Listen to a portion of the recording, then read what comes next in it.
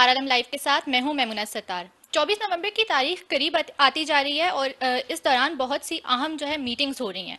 आज अडयाला जेल में एक मीटिंग हुई और उसके बाद एक एपिक्स कमेटी की मीटिंग भी हुई है और ये बताया जा रहा है कि दोनों में तहरीक इंसाफ का जो आने वाला एहतजाज है वो उस हवाले से बातचीत हुई है। इस सारी चीज़ को डिस्कस करते हैं। हम काफ़ी दिनों से एहतजाज पे बात कर रहे हैं, आज एक नया एंगल भी जो है उसको भी ज़ेर बहस लाएंगे। अस्सलाम वालेकुम सर। वालेकुम अस्सलाम। एपिक्स कमेटी की मीटिंग तो अभी चल रही है और उसमें मेरा ख्याल है कि इस तरह डिस्कस नहीं होगा मुजाहिरा जिस तरह हम समझ रहे हैं, उसमें और चीज़ें डिस्कस होंगी। लेकिन मुजाहिरा बहरहाल एपिक्स कमेटी के कुछ जो मेंबरान हैं वो अलग से बैठ के मुजाहिरे के बारे में डिस्कस करेंगे और स्ट्रेटजी बनाएंगे। और वो चूंकि इवेंट इतना बड़ा होने जा रहा है तहरीक इंसाफ के ख्याल में, वो ये समझते हैं कि इस फोरम पे इस पे बात होना ज़रूरी है। आप भी समझते हैं कि ये ठीक है, ये ठीक स्ट्रैटेजी है नहीं मेरा जब सब स्टेक होल्डर्स यहाँ पे मौजूद अगर होंगे? अगर उन्होंने ये एजेंडे पे है ये बात, मेरा नहीं ख्याल ये मैंने तो। कुछ न्यूज़ नहीं में नहीं देखा नहीं, है। वो न्यूज़ आपको पता है कैसे बनती है। हाँ। जब काजी फाइज साहब थे तो यूट्यूबर्स के व्यूज़ कहाँ जा रहे थे, ओह। अब वो कहाँ पे आ गए हैं। काजी फाइज साहब तो बेचारों की रोज़ी लगी हुई थी डॉलर कमाने की। खैर, बात यह कि न्यूज़ पे पूरा जब तक कंफर्म ना हो जाए ये हो नहीं सकता इस तरह जिस तरह आप कह रही है। लेकिन एक चीज़ ज़रूरी है और वो ये है कि दोनों साइड जो है ना, इमरान खान और जो दूसरी साइड है हुकूमत, दोनों मुझे डेस्परेट लग रहे हैं। और जाहिर है इतने अरसे से, जब इसीलिए तो हम कहते हैं कि भी बैठ के बात करें, मुफाहमत से आगे चलें, कुछ ले दे फिर बात करें। सियासत और जमहूरियत तो यही होती है। क्योंकि अब अचानक से डायलॉग की बात बहुत ज़्यादा होना शुरू हो गई है कि मुज़ाकरात की इजाज़त दे दी गई है, अली मीन गंडा पर मुज़ाकरात करेंगे। गवर्नमेंट भी कह रही है कि आएँ बातचीत करें, प्री कंडीशंस के बगैर करें तो हम कर लेंगे। देखिए, प्री कंडीशन के बगैर ही बातचीत होगी अगर हुई तो। और उसमें खान साहब के जो मुतालबात हैं वो तो मानने के काबिल नहीं है। इसलिए और इस्टेब्लिशमेंट जो है वो इस बात पे बहुत क्लियर है कि 9 मई के वाक़यात को भुला के तो आगे नहीं चला जाया जा सकता। उस पर माफ़ी मांगनी पड़ेगी खान साहब को अगर कोई मिडिल ग्राउंड करनी है। अब डेस्परेशन जो मैंने कहा दोनों तरफ की, हुकूमत की तरफ से जो आज फैसल वावडा ने जो प्रेस कॉन्फ्रेंस की है ना, और जिस तरह की उन्होंने गुफ्तगू फरमाई है, हुकूमत उससे की मुझे तरफ से लग की रहा है, है। हाँ? हुकूमत की तरफ से की है, क्योंकि अरब उन्होंने अरबाबे हुकूमत को खुद कमकल कहा अरबाबे है। इख्तियार कह लेते हैं हम। अच्छा, आपका मेरे क्या ख्याल ख्याल में है? ज़्यादा बेहतर आप है। नहीं, ये आप पॉडकास्ट आज आपको पता पैमरा का नोटिस भी आया है कि पॉडकास्ट, खैर उनका इस पे तो यूट्यूब पॉडकास्ट पे से तो कोई नहीं आया। ताल्लुक नहीं, लेकिन उन्होंने कहा है कि आप जिस तरह के थंबनेल्स बना रहे हैं, हमें नहीं कहा, शुक्र हाँ है, हाँ। औरों को कहा है और उन्होंने एग्जांपल्स भी दी हैं। तो आप इसका बहुत क्रेडिट आपको सनसनी, जाता है, जैसे आप हमें कहते हैं कि थंबनेल्स चलें जरा शुक्र है सोच आपने समझ के मेरे बनाया किसी करें। क्रेडिट को तो एक्नॉलेज किया। तो हाँ। मैं ये कह रहा था कि डेस्परेशन जो है ना, वो इस जो फैसल वापडा की उनकी जो लहजा है, जो प्रेस कॉन्फ्रेंस है, उसमें नज़र आ रहा है। मैं उस पर अभी आगे जब हम बात करेंगे तो मैं उस पर आऊँगा कि वो क्या है फ्रस्ट्रेशन। वो अमेरिका से रिलेटेड है। अच्छा, दूसरी जो इमरान खान की तरफ फ्रस्ट्रेशन है ना, जो 24 नवंबर की कॉल दी है, अचानक दी है, बहुत करीब तारीख दी है, बहुत एम्बिशियस टारगेट रख लिए हैं, बहुत बंदे आएंगे, 10,000 एक बंदा एमएनए लेके आएगा, 5,000 एमपी लेके आएगा। डू तो और डाई। एक हल्के से तो 20,000 लोग निकलेंगे एक हल्के से, जहाँ पे अगर खान साहब को 1 लाख वोट पड़ा है तो उसमें से 20,000 निकलेंगे। मतलब हर घर में से 2-2 लोग, बहुत मुश्किल काम है। और फिर इतना पैसा उस पर लगेगा, तो उसमें जो ये डेस्परेशन है, और फिर उसकी वजह से आप देखिए इस वक्त पूरे मीडिया पे, सोशल मीडिया पे एक ही नाम है, बुशरा बीबी, बुशरा बीबी, बुशरा बीबी, बुशरा बीबी। अलीमा खान कहीं नहीं नजर आ रही। 24 नवंबर की डेट किसने अनाउंस की थी? अलीमा अलीमा खान खान है। साहिबा ने। अलीमा खान साहब का कोई बयान, कोई प्रेस कॉन्फ्रेंस, किसी से मीटिंग, किसी मीटिंग में उनको बुलाया गया, उन्हें बिठाया गया नहीं है ना। कौन है इस वक्त क़यादत के मनसब पे फाइज? बुशरा बीबी। तो बुशरा बीबी ने बड़ी सफाई रीजन से भी। और बड़ी स्मार्टनेस से उन्होंने पार्टी को कंट्रोल में कर लिया है, which is good for party I think. अच्छा, हाँ, तो स्वाय कुछ मामलात के। कुछ मामलात, कौन से मामलात? आपको पता होगा, आप आपकी स्माइल से चलें, लग रहा आ है कि आपको जाते हैं पता है उन इस मामलात का। चीज़ के ऊपर आ जाते हैं कि पीटीआई हमेशा इस चीज़ की क्रिटिक रही है, खान साहब खास तौर पे, कि डायनेस्टिक पॉलिटिक्स नहीं होनी चाहिए। अब हम देख रहे हैं कि इस टाइम पे चाहे पीटीआई इनकार करती रहे कि बुशरा बीबी एक्टिव पार्टिसिपेशन नहीं है उनकी पॉलिटिक्स के अंदर, उनके पास कोई डेजिग्नेशन नहीं है या कोई ओहदेदार नहीं है पार्टी की, लेकिन और पॉलिटिक्स क्या होती है? आप पार्टी मीटिंग्स भी कॉल कर रही हैं, आप पॉलिटिकल वर्कर्स से खिताब भी कर रही हैं, आप उनको इंस्ट्रक्ट भी कर रही हैं, चाहे आप यही कहें कि खान साहब का मैसेज है, but it is what it is. तो how do you see it? Dynastic politics का एक कॉन्सेप्ट यहाँ पे पीटीआई के इस टाइम पे इंट्रोड्यूस होना? मैं तो ऐसे इसे जैसे देखता हूँ वो बहुत क्लियर है और मैं कई सालों से ये कहता भी रहा हूँ कि पीटीआई घूम फिर के आएगी यहीं पे। आप बताएं मुझे, आप कैसे देख रही हैं? और आपकी जो जनरेशन के लोग हैं जिनको ये बताया, गालियाँ सिखाई गई थी कि मौरूसी सियासत जो है ये दरबार में बैठे हुए हैं, दरबारी लोग हैं, इतने मुअज़्ज़ज़ सियासतदानों को गालियां दी गई सिर्फ इस बात पे, पीपल्स पार्टी और मुस्लिम लीग नून के और जेयूआई के मौलाना फजल रहमान, एएनपी के भी, जिनकी नस्ल दर नस्ल कुर्बानियां थी, जिन सियासी ख़ानदानों की इस मुल्क के साथ वाबस्तगी में, मोहब्बत में, वफा में, उनको गालियां दी गई पिछले 25 साल और उनको बताया गया, उनके जहनों में ड्रिल किया गया कि ये गंदी चीज़ है, तुम लोग दरबारी हो, तुम लोगों की अपनी इज्जत कोई नहीं, तुम लोग मुलाजम और नौकर हो। कैसा महसूस हुआ कल बुशरा बीबी की तकरीर सुन के, जो उनका लहजा और जो टोन थी, और वहाँ बैठे हुए बहादुर गैरतमंद पठानों को? आप बताएं, आपको कैसा महसूस हुआ? आपको कैसा लगा कि ये ठीक है, ये मौरूसी सियासत ठीक है? मरूसी सियासत तो किसी तौर भी ठीक नहीं है। आई थिंक आपकी लोअर लेवल तक ऐसी लीडरशिप होनी चाहिए जिस तक आप पार्टी के अफेयर्स जो हैं वो मुंतकिल कर सकें और वो उन्हें बाकायदा फंक्शनल भी बना सकें। ठीक। लेकिन I see it a bit differently. कैसे? I don't know if I can say it, लेकिन बिल्कुल कहें कहें, बताएं, हमें पता चले, लोगों को पता चले कि आपकी जनरेशन कैसे सोचती है हमारा इस इशू पे, असल मसला जो किसी के लिए जहर है लेकिन आपके लिए वो शहद है। बताएं। नहीं, पैरामीटर ऑफ कोर्स सबके लिए एक होना चाहिए, लेकिन जैसे अब मैं इसको एनालाइज कर रही हूँ तो आपने पॉलिटिकल पार्टी के लिए स्पेस बिल्कुल नहीं छोड़ी। जो पॉलिटिकल लीडर्स थे, हम इमरान खान के साथ देखते हैं कि वो भी इस वक्त या जेलों में है या पार्टी टूट चुकी है और कोई कहाँ पे है, कोई कहाँ पे है। तो ऐसे में जो लोग नए आए उनमें से इमरान खान ने एक को चेयरमैन भी बनाया। पिछले 1.5 साल से हम देख रहे हैं कि लोगों ने बैरिस्टर गौहर को चेयरमैन ना सिर्फ एक्सेप्ट किया है बल्कि उनकी बात मान भी रहे हैं, लेकिन एक ट्रस्ट डेफिसिट बहुत ज़्यादा है लीडरशिप के ऊपर। तो ऐसे में पीटीआई का वर्कर इस बात के लिए एडवोकेसी कर रहा है कि इमरान खान का जो मैसेज है वो अलीमा खान या फिर बुशरा बीबी को ही देना चाहिए इमरान खान की एब्सेंस में। तो इसका मतलब तो वही बात ठीक साबित हुई ना कि जो खान साहब अगर करें काम वो नेक है और अगर उनका मुखालिफ करे वही काम तो वो बदी है। मैं यही सोच रही हूँ कि ये हिपोक्रेसी है या आप बताएं, ये मार्जिन है। पूछे नहीं, आप जवाब दें, ये हिपोक्रेसी है या नहीं है? लेकिन सिचुएशन भी आप तो वही वर्कर्स आप कह रही है ना, वर्कर्स की बात की है ना आपने, वोटर्स की बात की है, जो ज्यादातर नौजवान हैं, वो बताएंगे, आप बताएंगे कि ये मुनाफिकत है या नहीं है? कि अगर पिछले, आपको पता है जुल्फ़िकार अली भुट्टो को फांसी पे लटका दिया गया, बेनज़ीर भुट्टो को लियाकत बाग में शहीद कर दिया गया, सड़क पे आसिफ अली ज़रदारी जेल में रहे, नवाज शरीफ जेल में रहे, कई बार सजाए मौत हुई, उम्र कैद की सजा हुई, हाईजैकर उनको करार दिया गया, उनकी बेगम उनकी मिसेज एक्टिव हुई पॉलिटिक्स में, मिसेज एक्टिव, उनकी बेटी को गिरफ्तार किया गया बार बार, और फिर जलावतन वो 2 दफ़ा हुए, फिर उनकी वालदा की वफात हो गई जलावतनी में, उनकी बेगम की वफात हुई जब वो जेल में थे। तो ये, और एएनपी के खान अब्दुल गफ्फार खान 37 साल जेल में रहे, 37 साल जेल में रहे बाचा खान, फिर उनके बेटे अब्दुल वली खान जेल में रहे, फिर उनके बेटे असफंद यार वली जेल में रहे और मुकदमाओं का सामना किया, फिर अब उनके बेटे जो हैं अहमद वली खान, चौथी नस्ल, उनको मजाक बना दिया गया। मुफ्ती महमूद है, मौलाना मुफ्ती महमूद, उनके बेटे फजलुर रहमान और उनके बेटे असदुर रहमान, तो ये जब इनके लिए इतनी गाली क्यों बना दिया गया था? अब अपनी बारी आई है तो अब कह रहे हैं कि हाँ वो ट्रस्ट का इशू होता है। और ये देखें, no, I think PTI is not saying, PTI की जो लीडरशिप है वो इस बात को अभी भी मान नहीं रही है कि बुशरा बीबी एक्टिव हैं। वो पीटीआई की लीडरशिप को फिलहाल छोड़ दें, हाँ। क्योंकि आप उसको बीच में ना लाएंगे, उस पर तो आप लोग भी ट्रस्ट नहीं कर रहे, मतलब यंग जनरेशन भी उस पर ट्रस्ट नहीं कर रही ना, नहीं कर रही ना। जो काम आप कर रहे हैं उसको एक्सेप्ट तो करें कि हम डायनेस्टिक पॉलिटिक्स कर रहे हैं। मैं यही कह रहा हूँ ना कि एक्सेप्ट करने से पहले let's come to the reasons कि ये क्यों हो रहा है। मैं देखिए, ये होना था, हमारा कल्चर ऐसा है। और दूसरी बात ये है कि जब आप यंग जनरेशन, मैंने आपके सामने एक रीजन भी रखी थी कि ये क्यों हो रहा है।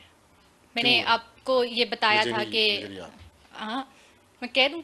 हाँ हाँ बिल्कुल कहें। ओके, आई थिंक जो हमारे यहाँ पार्टीज के बनने और टूटने का जो एक प्रोसेस है उसकी वजह से we all come down to this dynastic politics thing कि लोग किसी और पे ट्रस्ट ही नहीं कर पा रहे इस वक्त। तो वो ट्रस्ट का इशू है ना। हाँ। तो मैं यही कह रहा हूँ ना कि जब हम आपको लीडरशिप ही नहीं है ना। जब बड़ी आपकी जनरेशन आपको ये बात समझाती थी कि ये डायनेस्टिक पॉलिटिक्स नहीं होती, ये हमारे कल्चर का हिस्सा है। ख़ानदानी लोगों को लोग इज्जत देते हैं और ख़ानदान के लोगों पे भरोसा करते हैं, ट्रस्ट करते हैं।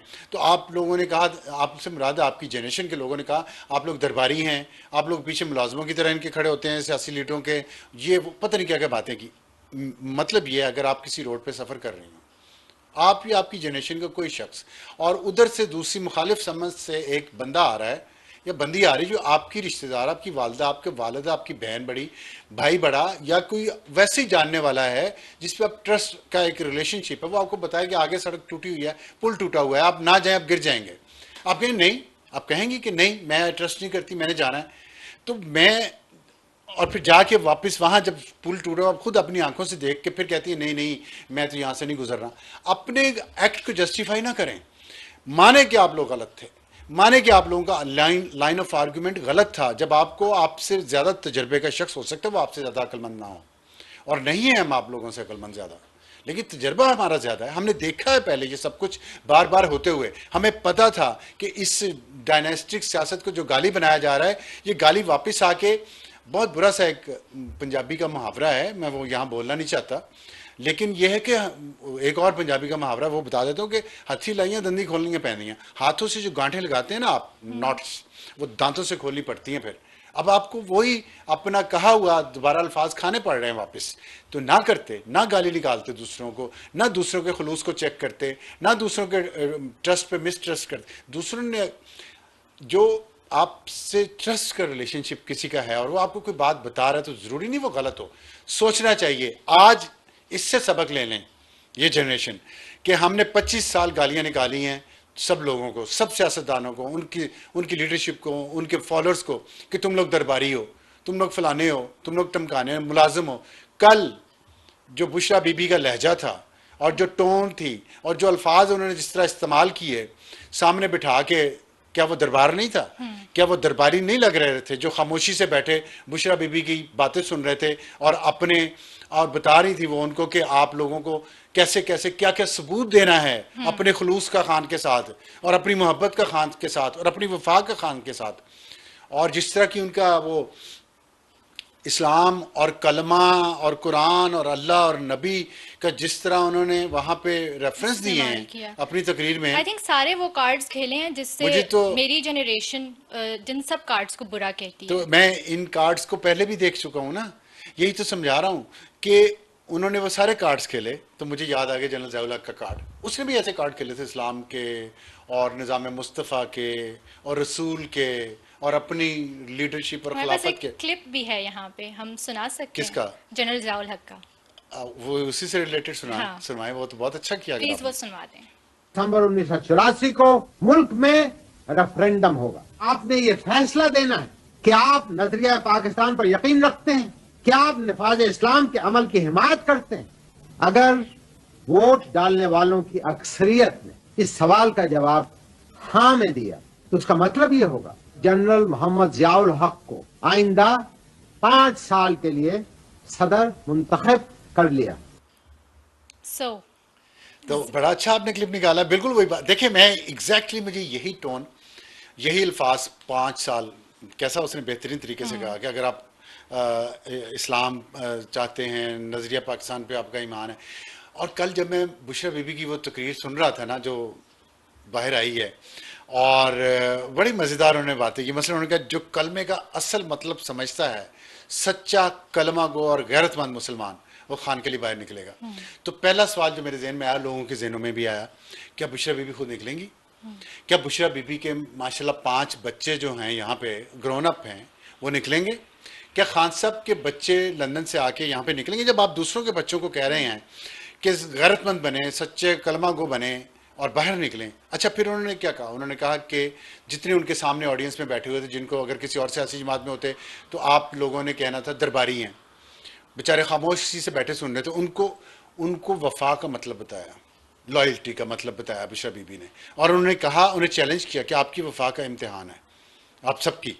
अच्छा, वफा के इम्तिहान से वो ले गई बात को वो जो शेर है अल्लामा इकबाल का बहुत, और हमारे नबी पाक सल्लल्लाहु अलैहि वसल्लम के लिए उन्होंने अल्लामा इकबाल ने लिखा था, लेकिन मुशर्रफ बीबी ने क्या कहा, उन्होंने कहा कि वफ़ा का वही मतलब है कि वो जो शेर है कि मोहम्मद से वफ़ा तूने तो हम तेरे हैं। फिर उन्होंने उस शेर की तशरीह की काफ़ी देर तक, और उस तशरीह में उन्होंने बताया कि अल्लाह को वफ़ा नहीं चाहिए और आपका वफ़ा करना नबी के साथ बहुत ज़रूरी है। और फिर उन्होंने इसको लिंक किया, उन्होंने कहा देखिए अल्लाह के साथ वफ़ा, नबी के साथ वफ़ा और अपने लीडर के साथ वफ़ा, जो आपका लीडर इमरान खान है।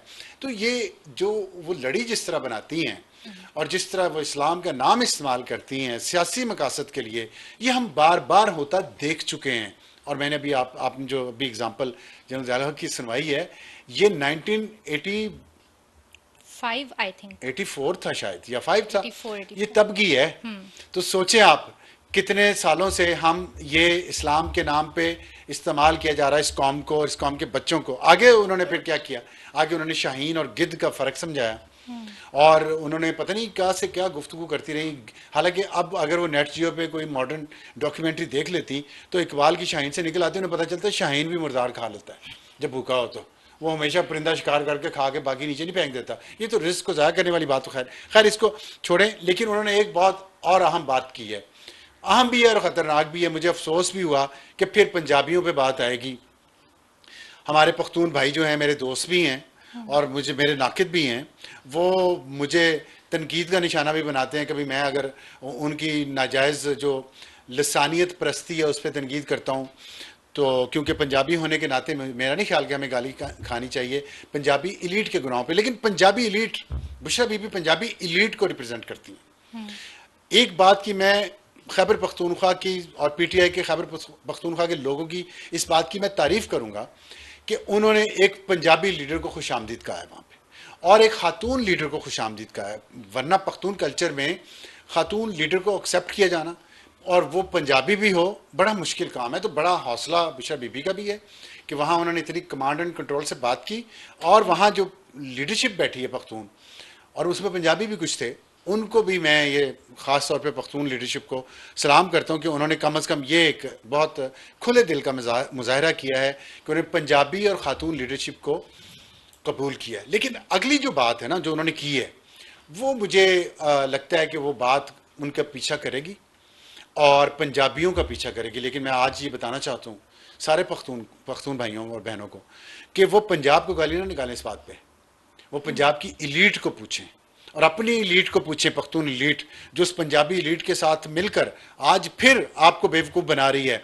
और क्या कहा उन्होंने कहा आप पठान हैं और पठान एक गैरतमंद और जिहादी कौम है। ये उन्होंने अल्फाज इस्तेमाल किए वहाँ पे, और आपने साबित करना है कि आप कलमा गो हैं, साबित करना है कि आप कलमा गो हैं। और फिर टीपू सुल्तान पे बात ले गई और फिर मीर जाफर भी उधर ही टीपू सुल्तान के कैंप में घुसेड़ दिया उन्होंने। हालांकि मीर जाफर का टीपू सुल्तान से कोई ताल्लुक नहीं है, वो तो बंगाल का है। तो मतलब अगर पख्तून ना निकलेंगे तो वो कलमा गो अपना होना साबित नहीं कर पाएंगे, वो गैरतमंद नहीं होंगे, वो जिहादी होंगे। अब मुझे इससे याद आ रहा था गैरतमंद और जिहादी, हमें जो पंजाबियों को ताना दिया जाता है पख्तून भाइयों बहनों की तरफ से, वो यह कि पिछले 45 साल से हम अफ़गानिस्तान में जंग जारी है और जिसमें पख्तूनों को ये शिकवा है कि पंजाबी इलीट ने उनको इस्तेमाल किया जिहाद के लिए। 45 साल से वो जिहाद जारी है आज तक। आज भी खैबर पख्तूनख्वा में दहशत गर्दी है, वहाँ के लोग मर रहे हैं, वहाँ का इंफ्रास्ट्रक्चर तबाह हो चुका है, वहाँ का हेल्थ और एजुकेशन का निज़ाम तबाह हो चुका है, उस पर कोई काम नहीं हो रहा। वहाँ आज फिर 45 साल गैरतमंद पख्तून कौम को जिहाद में इस्तेमाल करके आज एक फिर इलीट पंजाबी लीडर वहाँ जाके कह रही हैं कि आप गैरतमंद हैं, आप जिहादी हैं और निकलें जिहाद के लिए। मतलब अब एक दफ़ा फिर पख्तूनों की एक और नई नस्ल, उसको आप जिहाद करवा रहे हैं। इस वक्त जिहाद का रुख इस्लामाबाद की तरफ है। तो मैं ये जानना चाहता हूँ ये इसके पीछे क्या क्या हिकमत है, क्या इसके पीछे आप लोग ये पख्तून और पंजाबी को लड़वा रहे हैं और पंजाबी लीडर जाके ये बात कर रहा है। तो खैर ये बहुत ही अफसोसनाक एक बात है और मैं इसकी मजम्मत करता हूँ कि आप पख्तूनों को जिहादी कह के और फिर वहाँ नारे लगवाए उनसे अल जिहाद अल जिहाद। मुझे बताइए, ये एक ताकत का खेल है, इक़्तिदार में आना चाहते हैं आप, एक इक़्तिदार में हुकूमत आएगी उसको निकाल के और इसको हक को बातिल की जंग बना रहे हैं। हालांकि असल बात ये है चलिए आप सवाल कर लें, असल बाद में नहीं, आपको सवाल नहीं है। मैं यही कहना चाह रही हूँ कि आई थिंक तहरीक इंसाफ की लीडरशिप पे लोग ट्रस्ट भी इसी वजह से कर रहे थे कि इस तरह के स्लोगन्स हम नहीं सुन रहे थे। हमने माजी में मरियम नवाज साहिबा के मुंह से भी जिहाद का वर्ड सुना है, तो ये लेकिन अब साबित हो रहा है कि ये चीज़ें सभी यूज़ करते हैं। जहाँ पे जिसको जो कार्ड जी। सूट कर रहा है वो वहाँ पे आपको इस्तेमाल कर रहा है।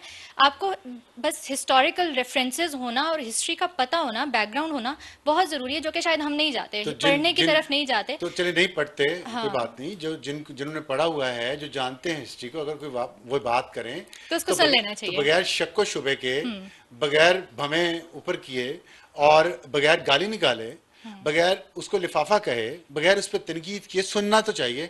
अब आप जो खुद आगे कह रहे हैं मोरूसी सियासत का, अब आपको समझ आ रही है कि ये गालियां जो पिछले 25 साल दी गई हैं हमको, उसका हिसाब कौन देगा?